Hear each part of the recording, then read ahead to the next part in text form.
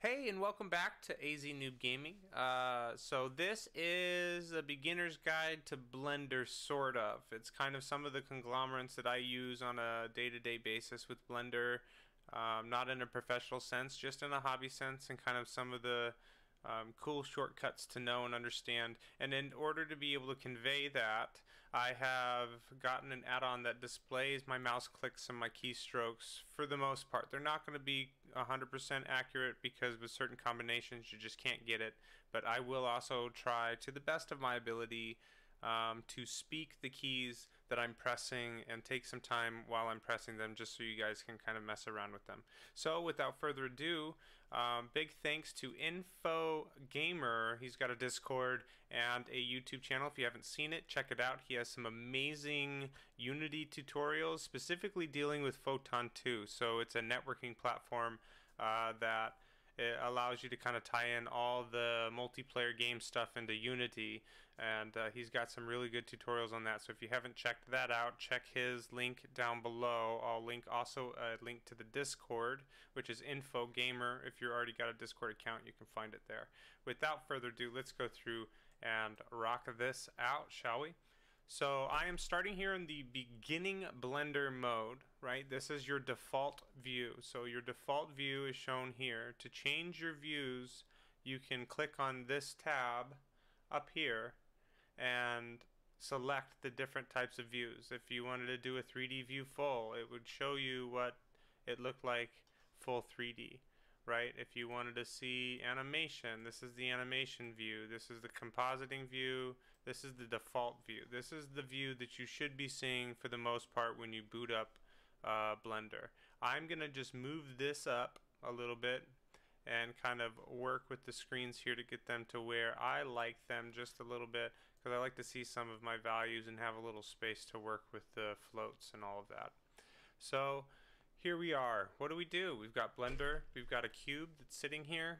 Well, you can do a couple of things, and I think one of the most important features of Blender is edit mode. Now, edit mode allows you to edit an object. Now, if you don't have an object displayed like mine, you can go over here and you should have a bunch of tabs. Tools, Create, relations, animations, physics, etc. But you go to the Create tab, and I'll create a cube, and boom, my cube's been put somewhere. Oh, it went way over there. So here's our cube. We've got it. It looks beautiful, right? It's a box. So we've got this box. What do we do with it? We're going to use it to go into edit mode, and we're kind of going to just manipulate this to create some shapes and see what we can do with it, right?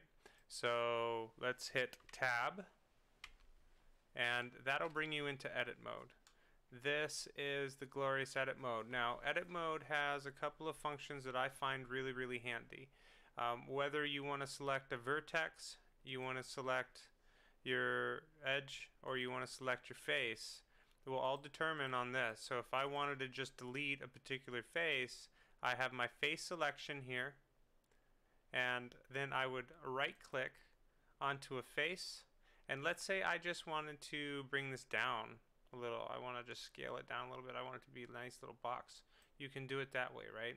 So these arrows indicate the directions that you're going, and it's pretty common in a lot of 3D places, but if you don't know what it means, let's take a look kind of right over here. You kind of see it, kind of not, based on that add-on that I was just talking about, but it has 3 letters on it, and those letters relate to the position within the 3D space, right? So that's the up, the down, the back and forth, and the right and the left. And so your up is usually Z, right? So Z goes this way, and your X is usually this, is your kind of one of your sides, and then your Y is the green in Blender. So you have blue as in Z, red is X as in X-ray, and Y as in Yankee is green. So that's a pretty common color layout. You'll see it in a lot of them. Now, the cool part about this is we can do a couple of things, right? I can just manipulate it like this, but I don't like to just manipulate it like this. I noticed that over here, they don't really have a triangle. So let's make a triangle. We're going to do a couple of things that are completely unnecessary, but will help you kind of understand some of the other shortcuts. So if I don't like this, I want to add another vertices across it, I can hit E. And E is going to allow me to extrude it, but I don't want to just do that direction of all over, because if I do all over, right, it's kind of going to just go back and forth, and it doesn't quite work, right? So extrude allows you to move it on that particular plane's axis. So in this case, it's on the Y axis, right? So boom, we have it there. But what if I wanted to just move this guy? Now I can move it like this, I can move it back. You can see that now my shape's kind of getting weird, right? Maybe I want to move it this way. Maybe I want to move it that way. Now you got some clipping happening. It's not very great. So I'm going to go back by hitting Control Z to undo.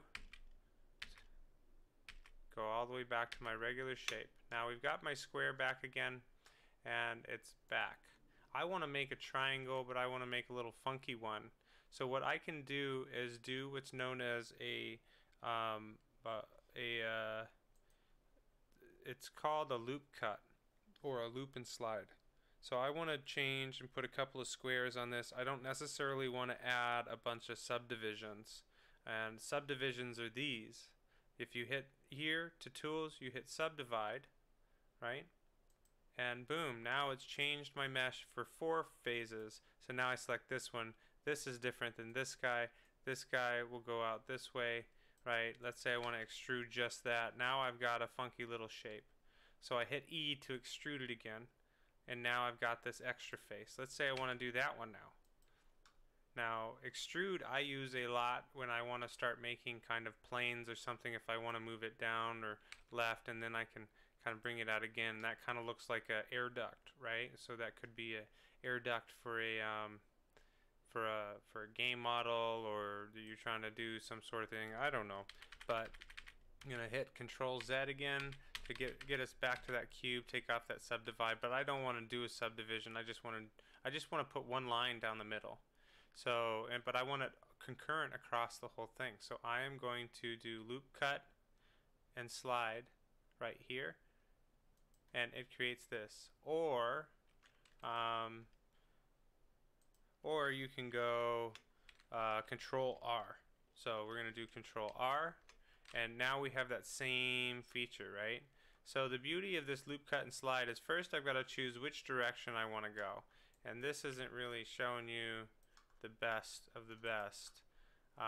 So let's get it in view. So we want to do that slide, Control R, and we can select which side that we want. So I want to do it right here in the half. I'm going to click on it, and now I can move it, right? But I don't just want one, right? So now I've got just that one. So now I've got that additional vertices of that face that's also basically done the same thing as a subdivide, but given me a lower poly count. So I am going to take that back again with Control Z. We're just doing an undo, and we're going to do Control R, right? And so we're going to select our thing, but now I'm going to scroll my mouse wheel, and look at that. It just pops out. It's amazing. So I want 3 extras. So now I've got 4 faces here, and that looks amazing. Now the reason why I do this is we're going to do something a little tricky here. We're going to basically take that now. So we have all of those. We're going to go back, and because every time you do that R, you've got to change back to your face mode. Just remember that. You've got to come down here. Remember where we select that face? We've got to select that face mode. And we are going to right click on this one. I want to bring this guy up, but I don't want it to go up like that. So this is what I'm going to do, because I want to put 2 triangles on the top, and this is how we're going to do it. I'm going to hit extrude. Remember that E that we were talking about? And then I'm also going to go and hit Z. And what that makes it do is forces it to go up, right? It can't go, well, extrude allows you to do that, but some of them, like scale for instance, if I hit this and hit S, so now we're in scale mode, and if I hit just Z and I move it, it's not going to go anywhere, right? But if I hit scale and then I hit, it should be Y, I can change just the shape of that, just the scale of that face, only on that Y-axis, and that's true for a lot of them. So you can, even if you want to rotate it, you can hit R. So rotate is R, and then I'm going to hit Y, and then see, look, now I can rotate it, and it's only rotating on the Y-axis. So scale is S, right? Rotation is R. Control R is loop. And so we've learned a couple of really, really important ones. E is extrude, right? So we've got this kind of triangle type shape going on, and I really like that. That's starting to look like whatever I'm trying to build. It looks kind of like that AC unit that I want to do. So we've got that extrude. We're going to make this kind of small, and now we've got all of these interesting pieces, right? So we're going to go back to keeping all of this flat and just kind of mess around with it, have fun with it, kind of be like Bob Ross, right? These are your happy little clouds. So we are going to take this whole face, I'm going to get back and take these 4 out again. Okay, and I am going to actually delete this face because I want to make a triangle. So we are going to do delete, which is going to be the delete key. It's going to ask you what you want to delete. And I only want to delete the face that I have selected. So now I have an open box. So if you're just looking to make a box, there you go. You've got an open box. There's a little cardboard box you can texture and then put out there. Really easy. Make sure to texture both the inside and the outside because they do matter. They're different. So if I'm selecting that, look, this face right here is not going to be selected on the inside. And there's a way to take off the bounding on it so you can click through each individual one, right?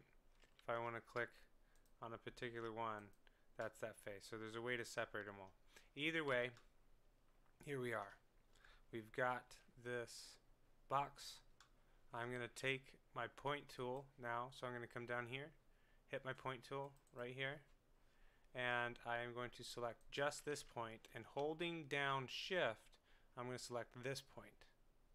Okay, and now what we're going to do is hit Control M.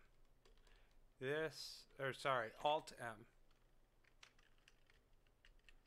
So Alt M, and I want to do it at the center. So now see, it's closed in at each other, and that's created our triangle, but it looks funky, right? So we're going to right click here, hold down shift, and right click here on our 2 vertices, our little points, right? And we are going to do that again, Alt M, and we're going to do at center, and now we have a triangle, the infamous triangle. I want to get out of this edit mode and hit tab, and voila. So I want a duplicate of this, so I don't want just one, I want 2. So I am going to hit Shift D, okay, and I'm going to click, and now I have 2 of that object. If you look in your scene view, you'll see a cube and then cube 001, which is the default way that they select. It might look like there's only one there yet, but now we have it directly on it. And I'm going to hit Shift D again, click, and pull it out. Shift D, click, and pull it out. Now I've got whatever that is, right? You've got a bunch of triangles next to each other. You could use it for treads or teeth on a robot or something. Who knows? But now I have a duplicate of this. Anyways, this is some of the quick shortcuts, and hopefully you've learned a little bit from this. If you have any questions, by all means, you can message me or comment down below, and make sure to check out the Discord on Info Gamer. Anyways, have a great one. Bye.